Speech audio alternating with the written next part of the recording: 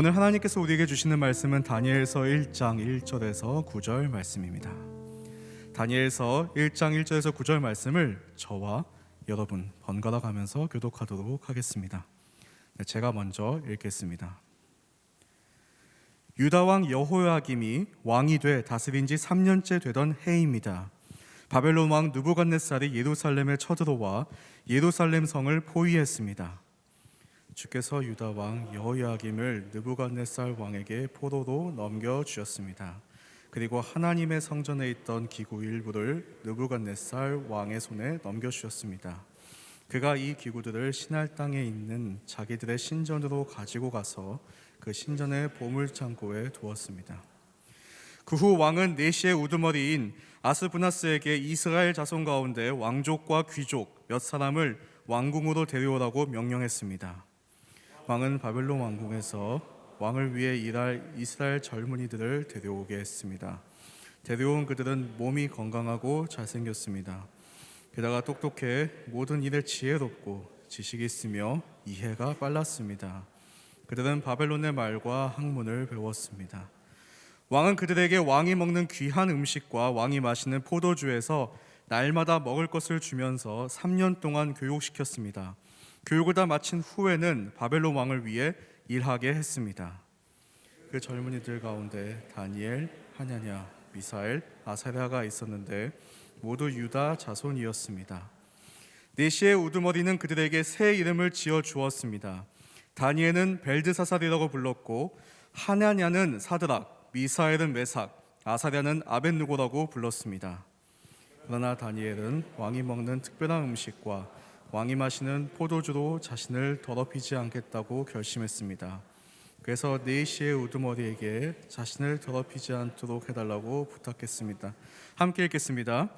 그때 하나님께서 다니엘이 네시의 우두머리에게 은혜와 긍휼을 얻게 하셨습니다. 아멘. 요즘 들어서 사람을 만나서 대화를 나누다 보면 사람들이 한결같이 하는 이야기가 살기 힘들다라는 말입니다.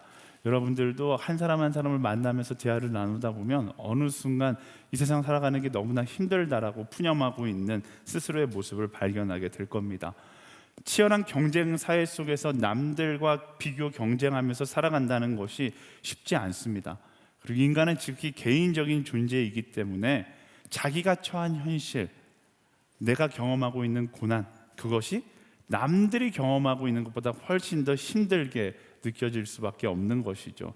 남들의 고난의 이야기가 아무리 스펙타클하고 힘들어도 본인 스스로는 그렇게 생각하는 거예요. 오늘 내가 처한 고난, 내가 처한 현실이 가장 힘들다라고 이야기하는 것입니다. 그래서 농담 가운데 그런 말이 있어요. 세상에서 가장 힘든 군부대는 자기가 나온 군부대이고 세상에서 제일 힘든 시어머니는 바로 나의 시어머니다, 이런 말이 있습니다. 각자가 바라보는 기준이 다르기 때문에 일단 자기 자신이 세상에서 가장 힘든 하루하루를 살아가고 있다고 느끼는 것이죠. 제가 오늘의 처음 사역을 시작했을 때가 중학교 1학년 부서를 시작했어요. 그 중학교 1학년들과 함께 2, 3학년을 보내고 제가 브라질에 갔다 오니까 이 친구들이 고등학생이 돼 있더라고요.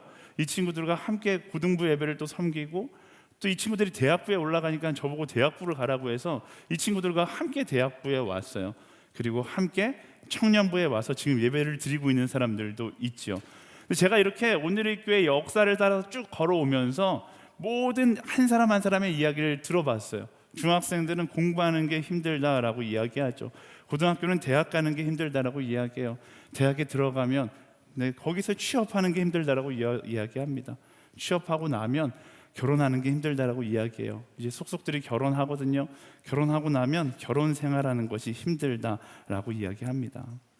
그 대화를 보면서 제가 느끼는 것은 우리가 이 땅에서 살아가면서 힘들지 않은 순간을 만나는 것은 불가능하다라는 거예요. 오늘 힘들잖아요. 아마 내일은 더 힘들 것입니다.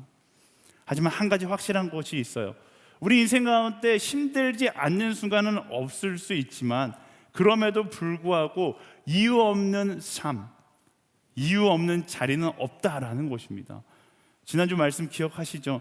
힘든 순간 역시 하나님의 디테일한 계획하심 가운데 분명히 있다라는 거예요.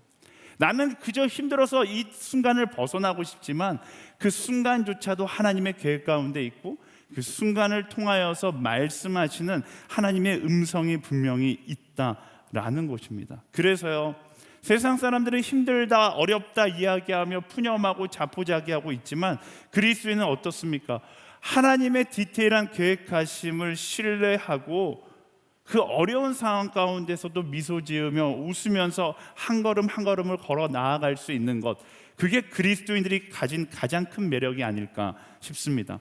그리고 그게 바로 소금과 빛, change where you are, 내가 있는 그 자리를 변화시키는 사람들의 삶의 모습인 것이죠. 오늘 우리가 함께 읽은 말씀에 보면요, 최악의 상황 가운데 절망을 경험하고 있지만 그 절망 가운데 세상이 하는 선택을 선택하는 것이 아니라 하나님의 계획과 소망을 붙잡았던 한 사람이 등장합니다. 바로 다니엘인데요. 오늘은 다니엘의 모습을 보면서 체인지 웨얼리와 내가 있는 자리를 변화시켜 나아가는 사람들은 어떤 키워드를 가지고 살아가는가를 함께 나누어 보기를 소망합니다. 1절과 2절 말씀 함께 읽어볼까요? 시작. 유다왕 여호와김이 왕이 돼 다스린 지 3년째 되던 해입니다. 바벨론 왕 느부갓네살이 예루살렘에 쳐들어와 예루살렘 성을 포위했습니다. 주께서 유다왕 여호와김을 느부갓네살 왕에게 포로로 넘겨주셨습니다. 그리고 하나님의 성전에 있던 기구 일부를 느부갓네살 왕의 손에 넘겨주셨습니다. 그가 이 기구들을 신할 땅에 있는 자기들의 신전으로 가지고 가서 그 신전의 보물창고에 두었습니다. 아멘. 오늘 말씀 가운데 다니엘이 처한 상황은 최악 중에 최악입니다. 다니엘이 살았던 남유다는 여호와김이 통치하던 그 시절에 바벨론의 느부갓네살에게 패배하면서 자연스럽게 바벨론의 포로가 되게 되는 것이죠. 사실 우리가 절대적인 기준으로 봤을 때 우리도 힘든 인생을 살아가지만 전쟁에 패배한 이후에 포로가 되어 살아간다는 것은 어쩌면 우리가 경험하는 절망보다 비교할 수 없는 더 큰 절망이었을 겁니다. 지금 다니엘이 그런 최악의 상황 가운데 있어요. 그런 그가 할 수 있는 자연스러운 선택은 무엇일까? 절망, 그리고 자포자기, 포기하는 것이죠. 근데 이 말씀에서 이 장면을 묘사할 때 중요한 사실 한 가지를 강조해서 이야기합니다. 바로 주께서 유다 왕 여호와김을 느부갓네살 왕에게 포로로 넘겨 주었습니다. 바로 누가 이렇게 하셨다고요? 여호와께서, 주께서 이렇게 하셨다라는 거예요. 바벨론에게 남유다가 패배한 것은 누가 패배하게 만들었다고요? 느부갓네살 왕이 워낙 힘이 강력해서? 그렇지 않다라는 거예요.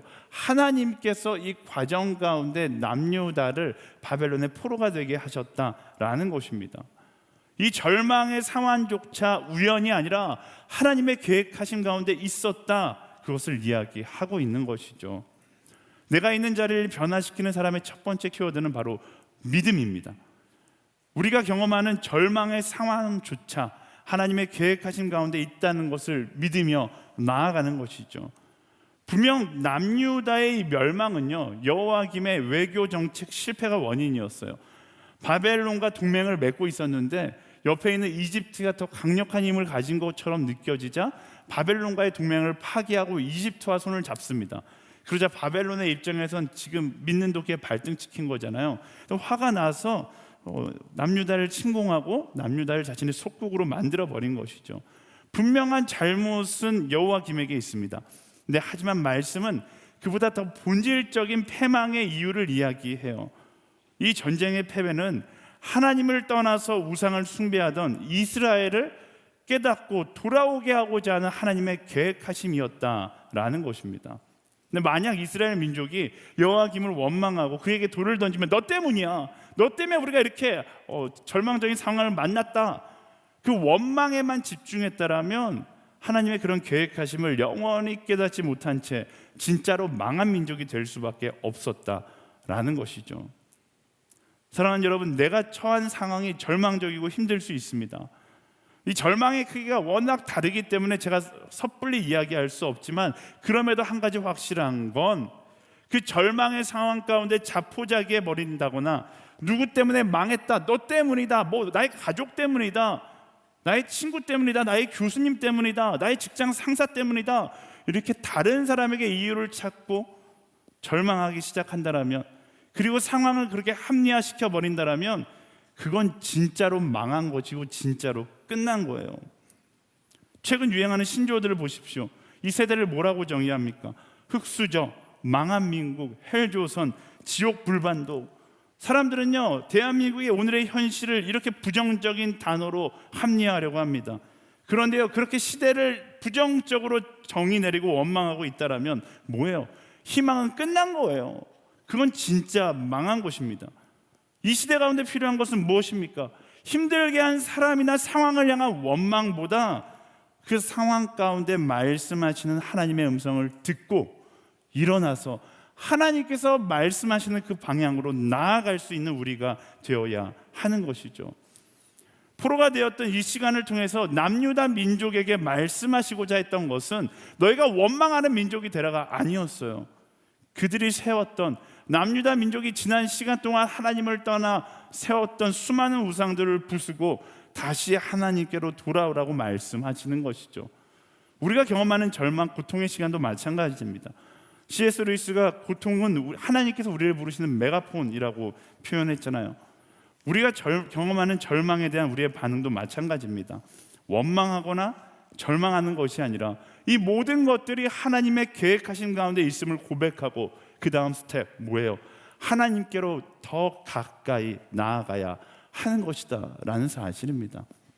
그래서 우리 인생 가운데 크고 어려운 절망과 힘든 상황이 찾아올 때 우리는 어떻게 해야 합니까? 그 절망에 잠식되는 것이 아니라 오히려 절망을 뒤로하고 하나님께로 더 가까이 나아갈 수 있어야 하는 것이죠. 그게 말씀이 이야기하는 거예요. 고통의 자리에서 우리가 선택해야 되는 건 더 깊은 고통이 아니라 그 고통을 뒤로하고 하나님께서 이 고통을 통해 나에게 무엇을 말씀하시는가, 그 하나님의 음성을 듣기 위하여 하나님께 한 발자국 더 가까이 가야 한다라는 겁니다.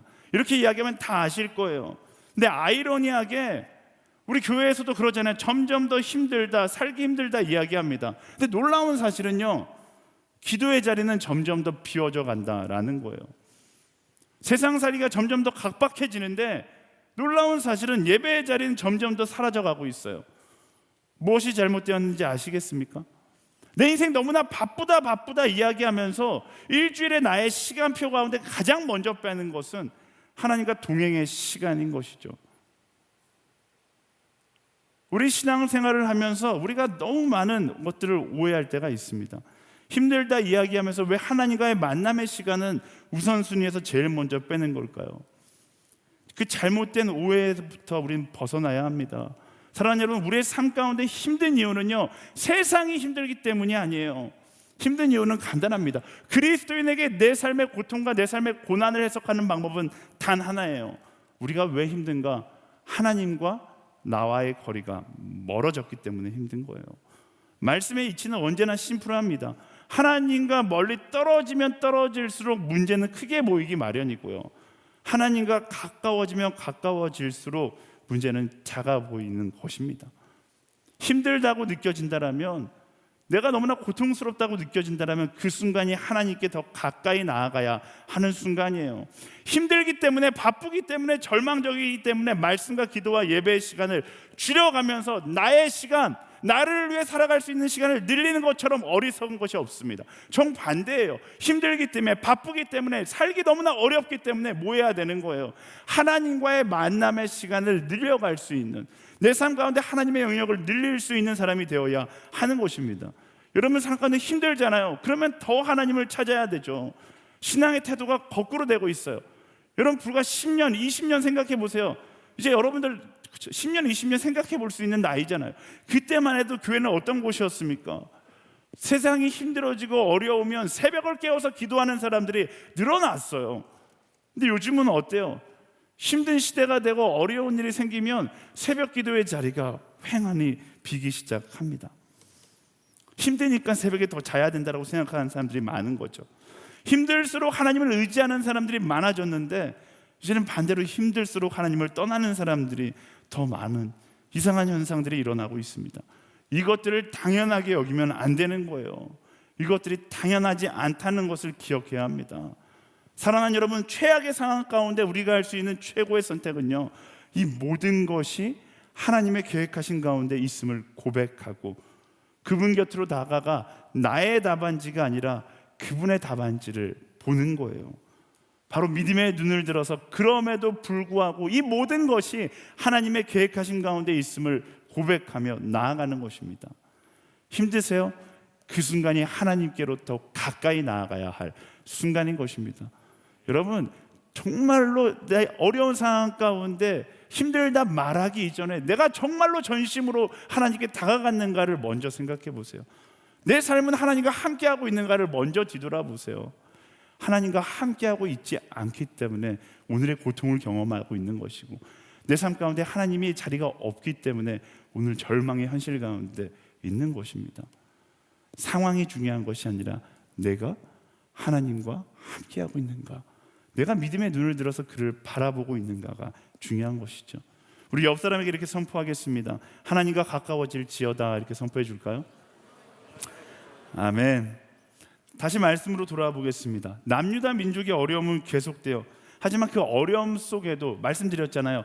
모든 어려움이 있다 할지라도 그 어려움 속에도 하나님의 계획은 여전히 ing, 진행형이다라는 것입니다. 3절과 4절 말씀 함께 읽어볼까요? 3절과 4절 시작. 그 왕은 내시의 우두머리인 아스브나스에게 이스라엘 자손 가운데 왕족과 귀족 몇 사람을 왕궁으로 데려오라고 명령했습니다. 왕은 바벨론 왕궁에서 왕을 위해 일할 이스라엘 젊은이들을 데려오게 했습니다. 데려온 그들은 몸이 건강하고 잘생겼습니다. 게다가 똑똑해 모든 일에 지혜롭고 지식이 있으며 이해가 빨랐습니다. 그들은 바벨론의 말과 학문을 배웠습니다. 아멘. 느부갓네살 왕이 내시의 우두머리였던 아스브나스에게 이스라엘 자손 몇 사람을 왕궁으로 데려오라고 명령합니다. 그래서 아스브나스가 이스라엘 사람들 중에 몇 사람을 뽑아서 데려오는데 어떤 사람을 데려오는가? 몸이 건강하고 잘생기고 똑똑한 사람을 데려온다. 저는 이 장면에 마음이 가더라고요. 어떤 사람은 이 장면을 보면서 야, 내시도 외모를 보면서 사람을 차별하네, 더럽고 치사한 세상, 이렇게 이야기할 수 있지만 반대로 본다라면, 다른 한편으로 본다라면 이렇게 볼 수 있잖아요. 나라가 망했기에 모두가 자포자기한 순간이었음에도 불구하고 많은 사람들이 다니엘을 보면서 야, 나 다니엘처럼 되고 싶어 이렇게 이야기하는데, 성경학자들은 내시의 우두머리인 아스브나스의 수하 아래에 있었기 때문에 다니엘도 역시 무엇이었다? 다니엘도 역시 거세를 당하고 내시였었다라고 해석합니다. 그러니까 포로가 돼서 끌려온 것도 안타까운데 지금 내시가 되어서 최악의 절망 가운데 있는 거예요. 그런데 오늘 말씀은 뭐라고 이야기합니까? 누군가는 여전히 그 절망의 상황 가운데에서 포기하지 않고 최선을 다해서 살고 있었다라는 거예요. 느부갓네살 왕이 똑똑한 애들 좀 데리고 와봐 하니까 아스브나스가 가서 뭐 한 겁니까? 몸이 건강하고 잘생긴 사람들, 준비된 사람들을 데려온 것이죠. 피터 프랭클이 쓴 죽음의 수용소라는 책에서 보면 비슷한 경험의 고백이 있습니다. 유대인이었던 그는 그 유명한 아우슈비츠 감옥에 끌려가게 되었죠. 그곳에서 그가 목격했던 현실은 하루에도 수십 명이 가스실로 끌려가서 죽음을 당하는 지옥이었다라고 이야기합니다. 모두가 다 자살조차 하지 않았대요. 어차피 죽을 거기 때문에. 그런 모두가 포기하고 가스실로 끌려갈 것만 기다렸던 그때에 빅터 프랭클은 마지막까지 포기하지 않았다고 하죠. 하루에 한 컵씩 배급되는 물을 받아 반만 마시고 나머지 반으로 세수를 하고 깨진 유리 조각으로 날마다 면도를 하면서 버텼다고 합니다. 그러자 그의 모습을 보고 그가 살려둘 가치가 있다라고 여겨서 마지막까지 살아남아 자유를 얻게 된 거예요. 그리고 그가 했던 유명한 명언이 있습니다. 하나님은 늦지 않는다. 다만 우리가 조급할 뿐이다. 다니엘과 빅터 프랭클의 공통점이 무엇인지 아시겠죠? 상황에 상관없이 맡겨진 자리에서 최선을 다하며 기다렸다라는 거예요. 무엇을 기다렸어요? 하나님께서 일하실 타이밍을 기다렸다라는 것입니다. 내가 있는 자리를 변화시키는 사람의 두 번째 키워드는 최선입니다. 하나님께서 일하시는 타이밍을 기다리며 내 삶 가운데 최선을 다하는 삶을 살아가는 것이죠. 많은 사람들이 상황에 따라 나의 태도를 결정합니다. 내가 여기서 최선을 다하는 것이 옳은가 옳지 않은가. 하지만 하나님의 사람은 상황과 상관없이 나의 태도를 지키며 살아가는 사람입니다. 왜? 이 아무것도 안 보이고 절망스럽고 고통만 있는 그 자리라 할지라도 하나님의 계획하심 가운데 분명히 이 자리가 있다라는 것을 알기 때문에 그 자리에서 뭐 하는 거예요? 최선을 다하며 하나님의 뜻을 기다리는 것이죠. 그래서 그 하나님의 타이밍을 기다리며 그가 사용할 수 있는 그의 타이밍에 사용하기 적합한 준비된 인생을 살아가야 한다라는 것입니다. 많은 사람들이 상황을 바라보며 절망을 묵상하다가 넋놓고 있다가 하나님의 타이밍을 놓칠 때가 있습니다. 하나님의 계획하신 가운데 지금 이 순간조차 있다라는 것을 믿는다라면 절망을 묵상하는 것은 사치죠. 절망을 묵상하는 것이 아니라 그분을 기대하며 오늘을 최선으로 채울 수 있는 그런 한 사람이 될 수 있어야 하는 것입니다. 사랑하는 여러분, 그리스도인은요 상황과 상관없이 최선을 다해서 하나님께서 사용하시기에 적합한 인생으로 살아갈 수 있어야 합니다. 제가 여러분들에게 강력하게 권면하자면 상황을 핑계 삼아서 설렁설렁 대충 살려고 하지 마십시오. 상황을 원망하며 핑계대는 인생이 되어야 하는 것이 아닙니다. 주변에 힘들다 이야기하는 사람들의 특징을 보면요, 원망함으로 뭐 하는 거예요? 불평함으로 뭐 하는 거예요? 힘들다 이야기함으로 뭐 하는 것입니까? 내가 아무것도 하지 않고 있다라는 게으름을 합리화하는 거예요. 여러분 입술 가운데 힘들다는 말이 달고 사는 사람들을 보세요. 내가 왜 힘들다라고 말할까요? 진짜 힘들어서? 아니요, 그보다 나의 게으름을 합리화하고자 하는 나의 욕구, 나의 부끄러움을 감추고자 하는 마음 때문에 힘들다, 어렵다, 원망하는 것이죠. 상황을 향한 원망과 불평은요, 여러분 인생에 아무런 도움이 되지 않습니다. 이 땅에서 해봤자 아무런 의미가 없는 거예요. 제가 잔소리하는 걸 너무나 싫어하거든요. 네, 아울렛이 시즌이 되면 해외나 이제 국내 아울렛을 가더라도 아울렛이 가면 그때만큼은 잔소리를 해요. 특별히 해외 아울렛을 가면 중간에 힘들다라고 불평하는 팀원들이 꼭 나옵니다. 그러면 많은 이제 팀장이 어쩔 수 없이 막 케어하면서 그래도 하나님은 너를 사랑하죠, 막 이렇게 케어하면서 데려가려고 노력하거든요. 저는 그때만큼은 타협하지 않습니다. 밤에 방에 끌고 들어가서 이야기해요. 야, 불평은 집에 가서 하자. 네 돈 주고 그 고생을 하고 여기까지 왔는데 불평하다 돌아가면 그것처럼 억울한 게 어딨냐. 힘들더라도 그 마음은 내려놓고 불평은 어디서 하는 거예요? 한국에 돌아가서 9박 10일이 지나고 끝나고 나서 불평해도 늦지 않아. 지금 불평하는 건 너무나 어리석은 것이고 너무나 명확하잖아. 하나님께서 원하시는 게 아니라 사단이 원하는 것이 너무나 명확하잖아. 불평은 집에 가서 하자, 이렇게 이야기하고 그 다음 날부터 최선을 다하도록 계속해서 독려합니다. 놀라운 사실은요, 그 자리에서 최선을 다하면 돌아와서 불평하지 않는다라는 것입니다. 근데 마찬가지예요. 우리의 인생이 길다고 해서 다르지 않습니다. 불평은 언제 하는 거예요? 하나님 나라 가서 하는 거예요. 하나님 앞에 가서 해도 늦지 않아요. 오늘의 상황이 그분의 계획하신 가운데 있다는 것을 믿는다라면 우리는 뭐 해야 하는 것입니까? 불평과 원망이 아니라 멈추지 않는 최선과 열심으로 마지막까지 달려갈 수 있어야 하는 것입니다. 예수 그리스도는 명합니다. 우리의 입술 가운데, 여러분의 입술 가운데 모든 불평의 만들을 떠나갈지어다. 아멘. 그 불평의 말을 떠나보내야 돼요. 불평은 언제 한다? 하나님 나라 가서 해도 늦지 않는다라는 거예요. 골로새서 3장 말씀에 유명한 말씀이잖아요. 무슨 일을 하듯 적당히 하지 말고 죽게 하듯 최선을 다하십시오. 이 사도 바울의 메시지가 그리스도인의 가슴 가운데 울려 퍼져야 돼요. 이 핑계 저 핑계 대면서 어설프게 적당히 그런 단어를 쓰며 사는 인생, 그것을 부끄러워할 수 있어야 하는 것입니다. 사랑하는 여러분, 저는 SNS 공동체에 적당히 예배하는 사람들 없기를 소망합니다. 적당히 기도하는 사람 없기를 소망해요. 오늘 예배가 여러분의 인생의 마지막 예배라면 여러분 적당히 예배하시겠습니까? 적당히 기도하시겠어요? 오늘 예배 왜 이렇게 은혜가 없지? 오늘 목사님 목소리가 좀 이상하네. 오늘 찬양 인도자 옷차림이 이상하네. 수많은 상황의 컨디션을 보면서 오늘 예배 나 어느 정도 드려야지 라고 생각한다면 잘못한 거예요. 예배의 은혜가 없는 건 이 앞에 서 있는 사람의 잘못이 1%라면 99%는 뭐예요? 내 마음 가운데 최선을 다해서 예배하고 있지 않기 때문에 그래요. 사랑하는 여러분, 적당히 예수 믿으려고 하지 마시고요, 적당히 예배하려고 하지 마시고요, 적당히 기도하려고 하지 마시고 또 적당히 섬기려고 하지 마세요. 예수님은 우리를 사랑하되 어떻게 사랑하셨어요? 전부를 다해 사랑하셨어요. 예수님은 우리를 위해 어떻게 희생하셨어요? 적당히 희생하셨을까요? 아니요, 최선을 다해 전부를 희생하셨어요. 우리의 신앙도 마찬가지예요. 적당히 요령껏 어설프게 아니요. 그런 단어는 지우고 최선을 다하는 거예요.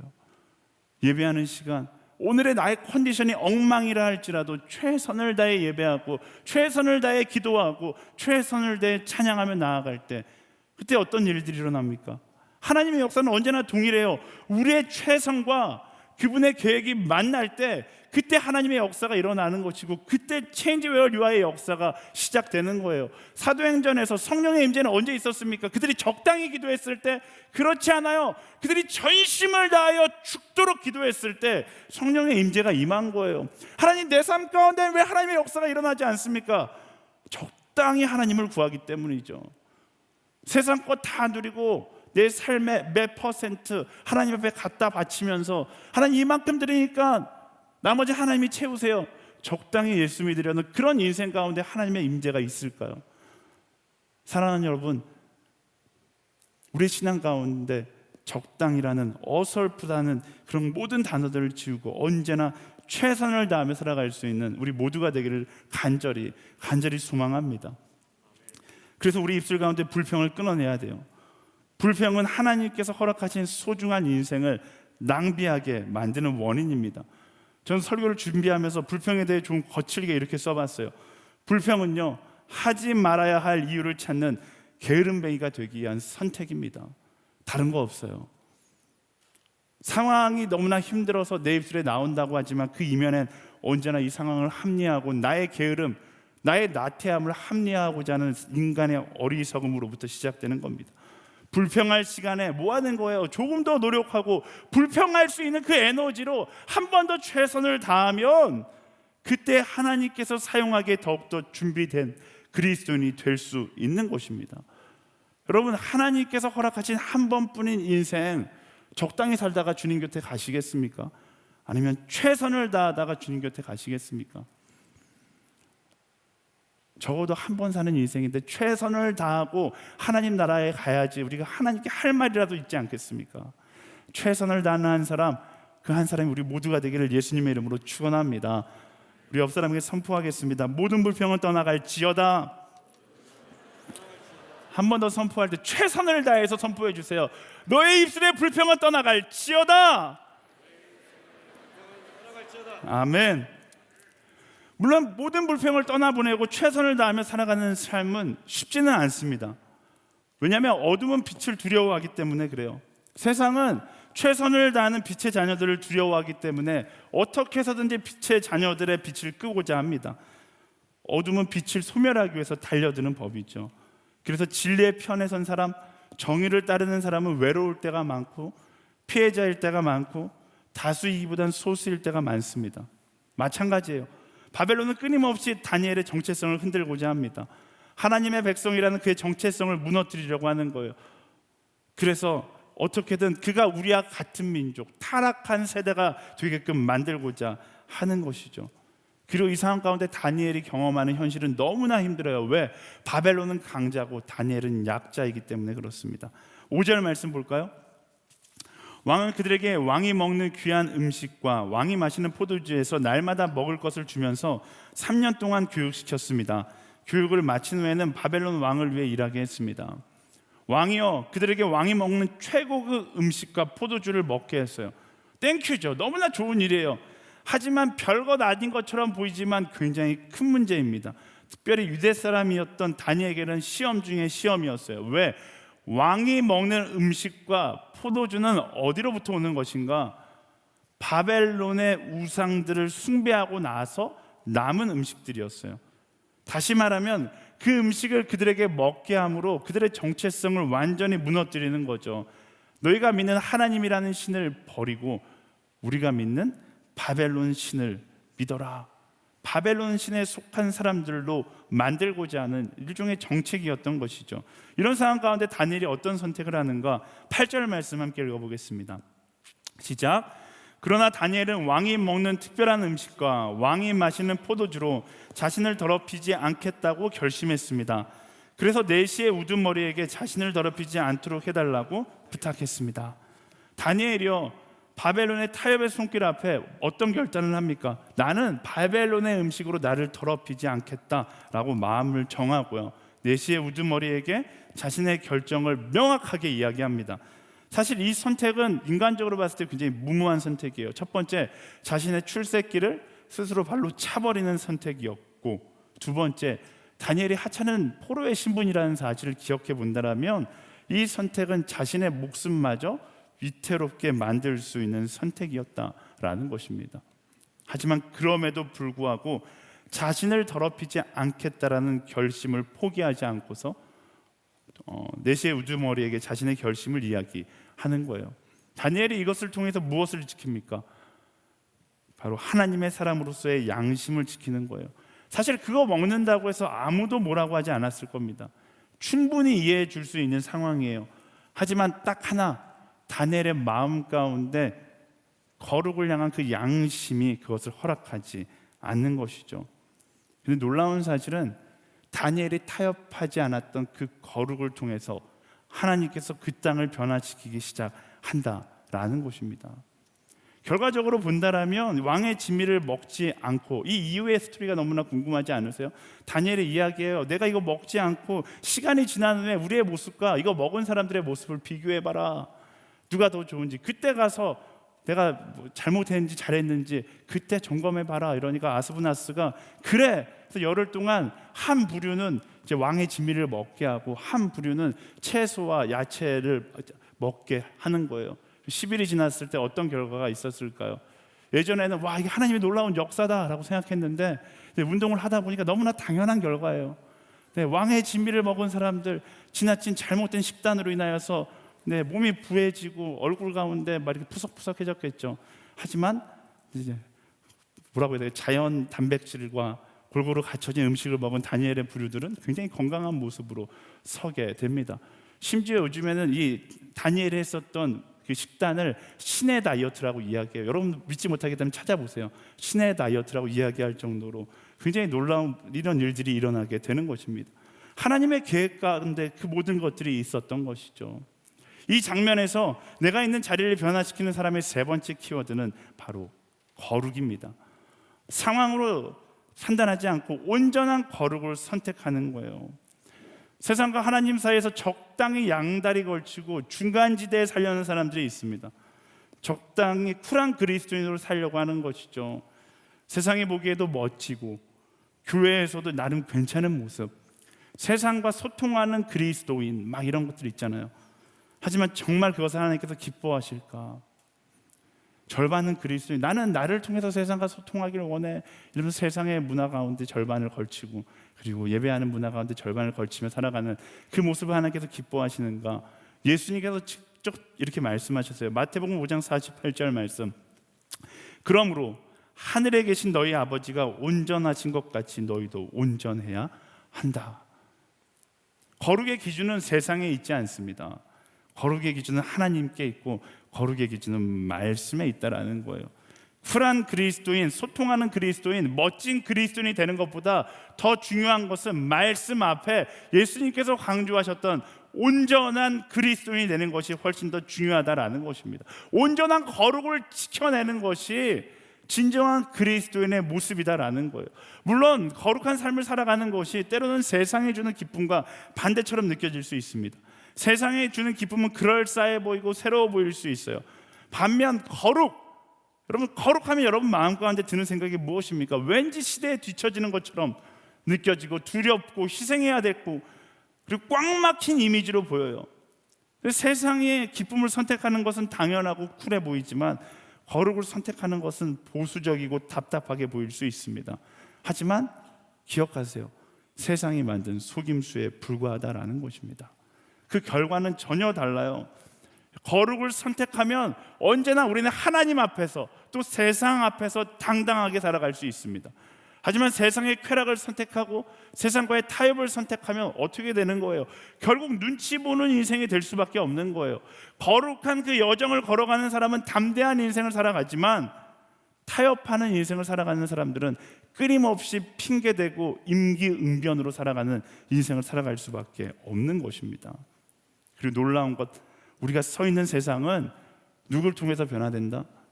꾀가 많은 사람, 임기응변에 능한 사람, 타협을 잘하는 사람, 세상과 교회의 브릿지 역할을 하는 사람?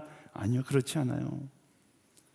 우리가 서 있는 이 세상은 언제나 거룩의 자리를 지키는 그 당당한 한 사람을 통해 변화된다라는 것입니다. 그리고 그 변화의 시작이 지금 이 자리에서 함께 예배하고 있는 여러분 한 사람 한 사람이 되기를 하나님께서 원하시는 것입니다. 그렇다면 오늘 우리는 그 거룩을 지키기 위해서 어떤 노력을 하고 있습니까? 아무런 노력도 하고 있지 않아요. 그건 문제죠. 마음을 정하세요.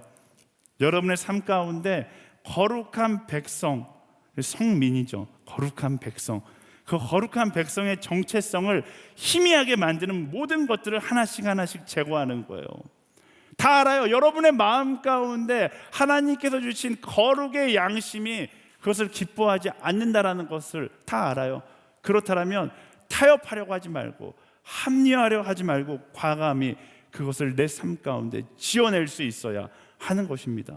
사람마다 다를 수 있어요. 누구에겐 쾌락의 문화일 수도 있고, 누구에게는 휴대폰 중독일 수도 있어요.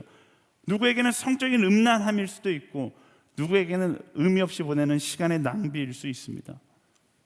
그 모든 것들이 나의 거룩을 갉아먹고 있다는 것을 안다라면 그것을 과감히 멈출 수 있어야 한다라는 거예요. 제가 신대원 입학할 때 저는 과거에 하나님께서 기뻐하지 않는 삶을 살았기 때문에 신대원에 가겠다라고 결단한 순간 거룩에 어울리지 않는 모든 것들을 다 내려놔야겠다라고 결단했어요.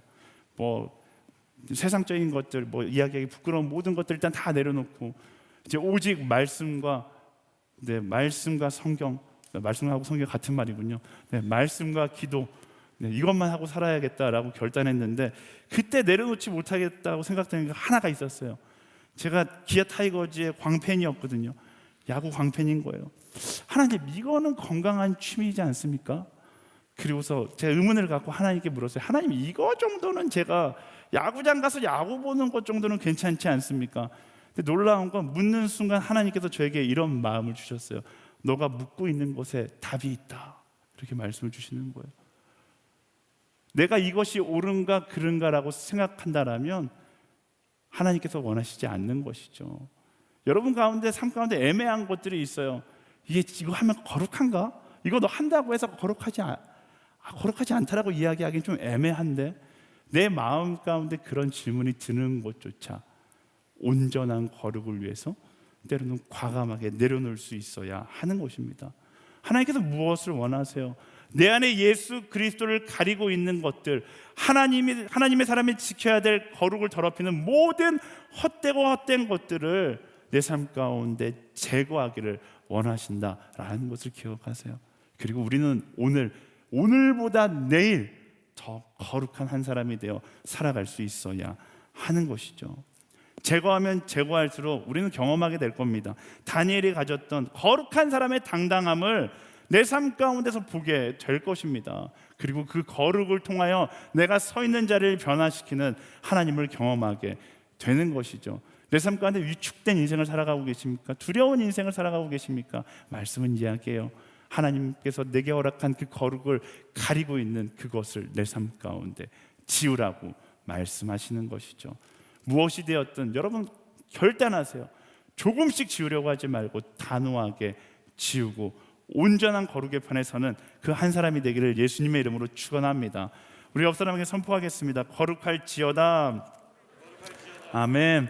오늘 말씀을 정리하겠습니다. 체인지 웨얼리와 내가 서 있는 자리를 변화시키는 사람의 세 가지 키워드를 봤어요. 첫 번째는 믿음이었습니다. 믿음, 절망의 상황조차 하나님의 계획하심 가운데 있다는 것을 믿는 거예요. 두 번째는 최선입니다. 상황을 바라보고 일하는 것이 아니라 하나님의 일하시는 타이밍을 기다리며 기대하며 최선을 다하며 나아가는 것이죠. 세 번째는 거룩이었습니다. 상황으로 판단하지 않고 언제나 온전해지기 위해서 내가 거룩하니 너희도 거룩하라 말씀하시는 그 하나님의 온전하심, 물론 그 정도는 안 되겠죠. 하지만 하나님의 온전하심을 향하고자 하는 그 갈망을 가지고서 우리는 내 삶 가운데 거룩을 지켜나갈 수 있어야 하는 것입니다. 믿음과 최선과 거룩, 다니엘이 선택했던 이 세 가지를 선택하며 나아갈 때 하나님은 놀라운 일을 보이세요. 바벨론에 의해 다니엘이 변하는 것이 아니라 어떻게 돼요? 다니엘에 의해 바벨론이 변하기 시작해요. 체인지 웨어리와 다니엘이 서 있던 그 자리가 믿음과 최선과 거룩의 가치를 붙잡았던 그 다니엘을 통해서 변화되기 시작한다라는 것입니다. 9절 말씀에 보면요, 그때 하나님께서 다니엘의 내시의 우두머리에게 은혜와 긍휼을 얻게 하셨습니다. 거룩을 지키고 죽음을 각오하고 나아갔지만 하나님께서 그의 길을 여셨다라고 이야기해요. 하나님의 법칙은 동일합니다. 믿음과 최선과 거룩을 붙들고 나아간다라면 하나님께서 다니엘의 자리를 변화시켰던 것처럼 우리의 자리를 변화시켜 나아갈 것입니다. 사랑하는 여러분, 체인지 웨어리와 여러분의 자리를 변화시키는 한 사람으로 2022년도 살아가야 하지 않겠습니까? 사람들은 우리를 향해 그렇게 이야기합니다. 너 그렇게 고집스럽게 살면, 너 그렇게 말씀만 붙잡고 살면 세상 살기 어렵다. 하지만 다니엘을 보세요. 그가 믿음과 최선과 거룩의 가치를 붙들고 나아갈 때 그는 어떤 사람이 됐습니까? 세상 사람들은요, 직장 가운데, 나의 삶의 자리 가운데 언제 내 목이 날아갈까 두려워하는 인생을 살아갑니다. 그런데 다니엘은 어떤 인생이 되는 거예요? 세상의 눈치 보지 않고 잘릴까 두려워하는 인생이 아니라 어떤 인생이 됐어요? 자를래야 자를 수 없는 인생이 된 거예요. 저 사람과 함께하지 않으면 안 될 것 같은 그런 한 사람이 된 것이죠. 세상 모두를 의심할지라도 의심할 필요가 없는 한 사람이 된 거예요. 걱정하지 마세요. 내가 믿음과 최선과 거룩의 가치를 붙들고 살아가면 세상 살기 어려울까요? 그렇지 않아요. 하나님께서 우리를 더 당당하게 만드실 것입니다. 여러분, 요령으로 세상 살려고 하지 마세요. 그리스도인은 요령으로 세상 사는 사람이 아니라 말씀대로 살아가는 사람이에요. 그래서 세상 가운데 위축된 채 눈치 보며 살아가는 것이 아니라 말씀대로 살아가면 살아갈수록 하나님께서 주시는 그 당당함으로 더 담대하게 살아가는 것, 그게 바로 그리스도인인 것입니다. 세상은요, 결국 누가 변하는가의 싸움이에요. 하나님 안에서 내가 변하지 않으면 나를 통해 세상을 변화시키는 거고요. 하지만 내가 변화되면 세상이 나를 변하게 만드는 것입니다. 내가 서 있는 자리에서 믿음을 가지고 최선을 다해 거룩의 편에 선다라면, 그리고 그 자리에서 변하지 않는다라면, 말씀을 부여잡고 마지막까지 변하지 않는다라면 어떻게 되는 거예요?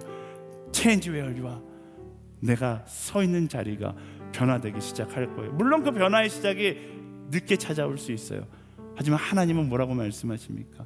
결국 믿음과 최선과 거룩의 가치를 붙들고 있는 바로 당신을 통하여서 변화시킬 것이다 말씀하시는 거예요. 하나님께서 우리를 세상을 변화시키는 한 사람으로 부르셨습니다. 그 부르심에 믿음과 최선과 거룩의 가치를 붙들고 마지막까지 변하지 않는 한 사람이 되어 세상을 변화시키고 내가 서 있는 자리를 변화시키는 하나님의 계획의 시작, 그게 바로 우리 SNS 공동체가 되기를 예수님의 이름으로 간절히 축원합니다. 우리를 그 변화의 시작으로 부르신 그 하나님께 우리 감사와 영광의 박수 드릴까요? 하나님, 그 변화의 시작 가운데 내가 서 있겠습니다.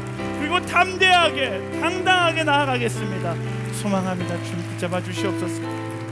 그것을 소망하는 자마다 우리 다 같이 자리에서 일어나서 함께 찬양하며 나아가겠습니다. 세상의 유혹 내게 몰려올 때에 나의 힘으론 그것들 모두 이길 수 없네. 거대한 폭풍 가운데 위축된 나의 영혼 어찌할 바를 몰라 헤매이고 있어. 잠깐 멈추세요. 네. 영상으로 예배드리시는 분들, 현장에서 예배드리시는 분들, 찬양은 어떻게 해야 된다고요? 최선을 다해서 하는 거예요. 평상시처럼 부르는 게 아니라 오늘 이 찬양이 내 인생 가운데 마지막 부르는 찬양이다. 우리가 그 마음을 가지고 전심을 다해 찬양하고 전심을 다해 기도한다라면 은혜 받지 말라고 해도 은혜 받을 수밖에 없어요. 성령 충만하지 말아라 이야기해도 성령 충만할 수밖에 없습니다. 우리 이 시간 전심을 다하여 우리에게 승리를 선포하신 그 하나님을 찬양하며 나아갑시다. 세상의 유혹 시험이, 세상의 유혹 시험이 내게 몰려올 때에 나의 힘으로 그것들 이길 수 없지만 힘으로 그것들 모두 이길 수 없네. 거대한 폭풍 가운데 위축된 나의 영혼 어찌할 바를 몰라 헤매이고 있을 때 주를 찾아 손을 들고 찾아 전쟁은 나에게 속한 것 아니니 주를 찾아 손을 들고 찾아 전쟁은 하나님께 속한 것이 거짓과 속임수로 거짓과 속임수로 가득 찬 세상에서 어디로 갈지 몰라 머뭇거리고 있네. 공중의 권세 잡은 자 지금도 우리들을 실패와 절망으로 넘어뜨리려 하지만 우리는 그분의 이름을 선포하며 나아갑니다. 주를 찾아 손을 들고 찾아 아멘 아멘. 전쟁은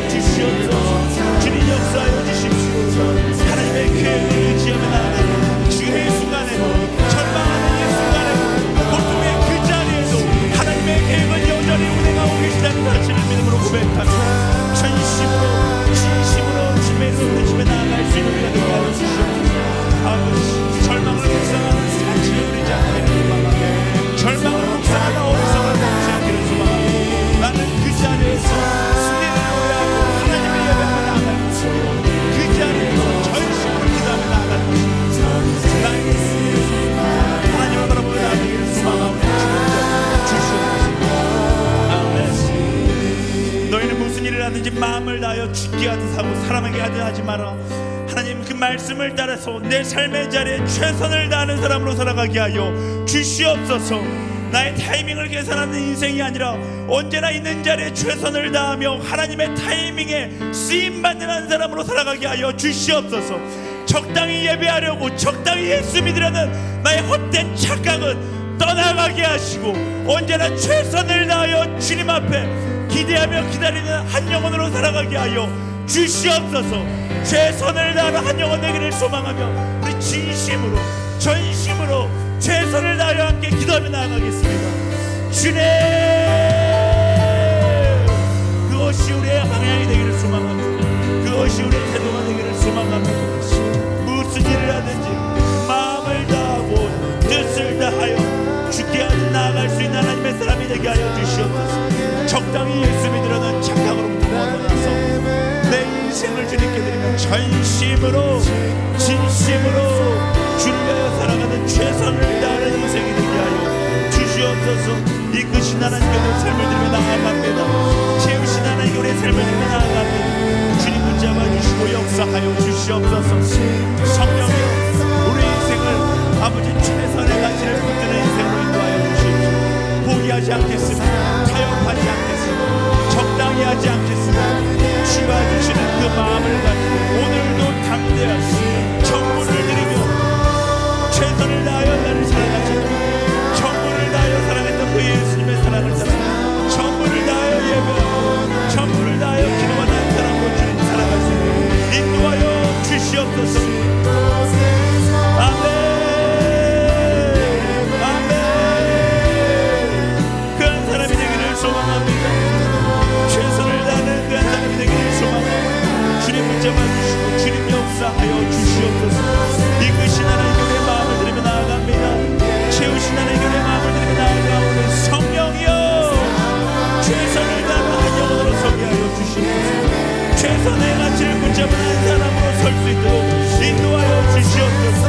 예수 그리스도의 그 사랑의 방향을 따라 나의 삶의 자리에서 오늘도 최선을 다하며 사랑하며 나아가는 믿음의 사람이 될 수 있도록 인도하여 주시옵소서.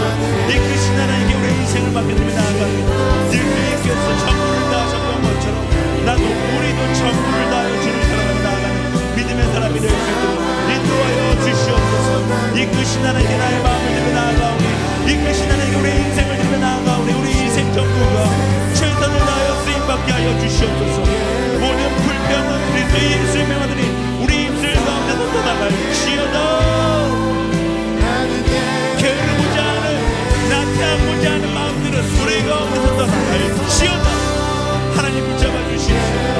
나의 삶의 자리에서 하나님께서 허락하신 그 사랑의 자리에서 최선을 다하여 사랑하고 최선의 가치를 붙잡을 수 있는 하나님의 사람 될 수 있도록 주님 인도하여 주시옵소서. 그게 나의 삶의 태도가 되기를 소망합니다. 그게 내 삶의 태도고 내 삶의 선택이 되기를 소망하오니 주님 붙잡아 주시옵소서. 주님 따라가게 하여 주시옵소서. 주님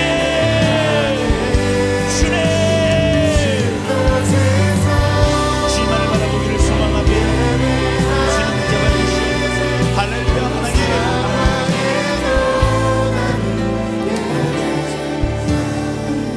너는 이스라엘 자손의 온 회중에게 말하여 이르라. 너희는 거룩하라. 이는 나 여호와 너희 하나님이 거룩함이니라.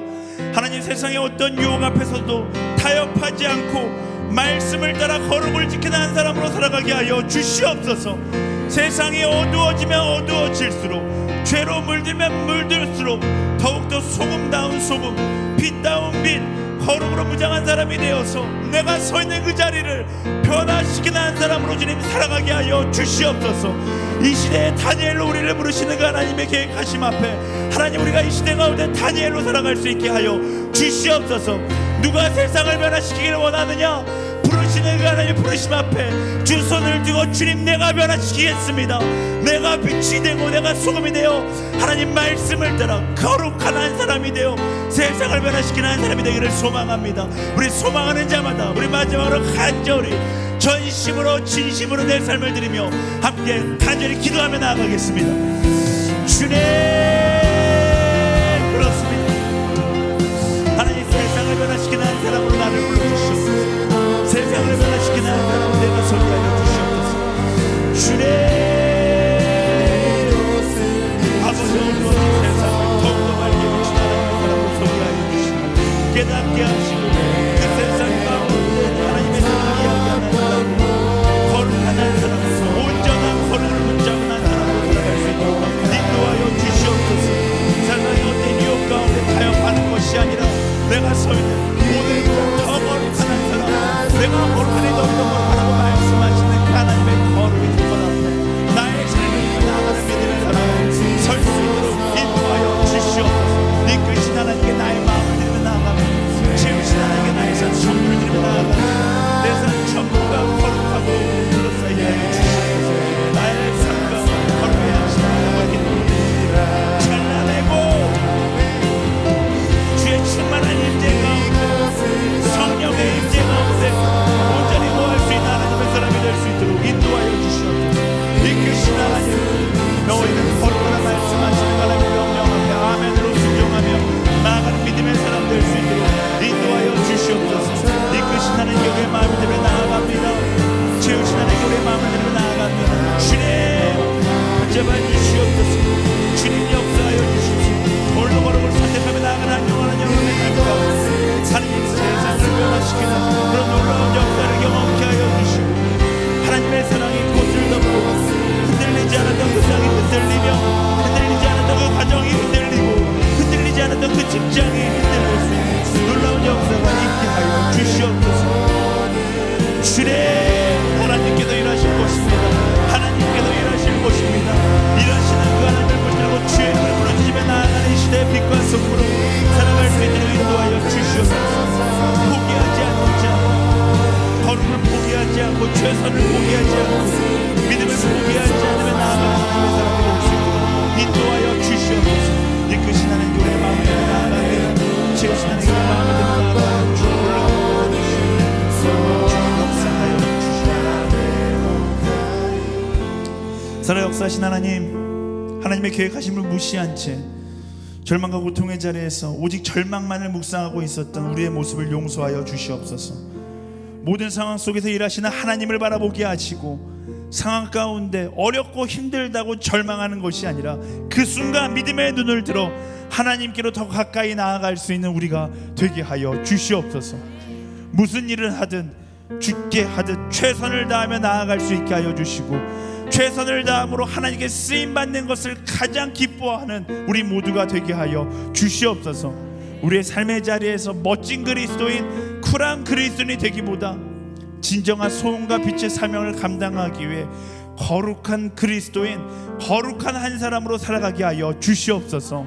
하나님 우리의 입술 가운데 있는 모든 불평의 말들은 떠나가게 하시고 절망의 상황 가운데서도 감사할 수 있는 우리 모두가 되게 하여 주시옵소서. 시대를 이끄신 하나님을 고백하며 살아계신 예수 그리스도의 이름으로 간절히 기도합니다. 아멘. 우리 기도 가운데 함께 하신 하나님께 우리 감사의 박수, 최고의 박수, 최고의 영광의 박수 드리며 나아갑니다. 아멘. 하나님 홀로 영광 받아주십시오. 하나님께서 변화시키실 것입니다. 하나님께서 이루실 것입니다. 아멘. 아멘. 아멘. 아멘.